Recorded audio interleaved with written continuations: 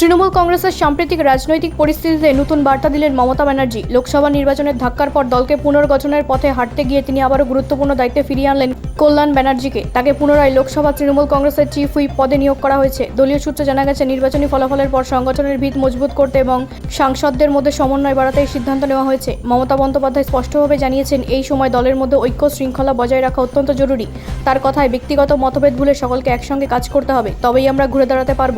কল্যাণ বন্দ্যোপাধ্যায়ের সাংসদ হিসেবে দীর্ঘ অভিজ্ঞতা এবং সংসদীয় কৌশলে দক্ষতা দলের জন্য গুরুত্বপূর্ণ বলে মনে করছে নেতৃত্ব। এর আগে তিনি সফলভাবেই দায়িত্ব পালন করেছেন, তাই তাকে ফের এই পদে আনা হয়েছে। রাজনৈতিক মহলের মতে এই পদক্ষেপের মাধ্যমে দল সাংগঠনিক বার্তা দিতে চাইছে যে অভিজ্ঞ নেতাদের উপর তারা আবার ভরসা রাখছে।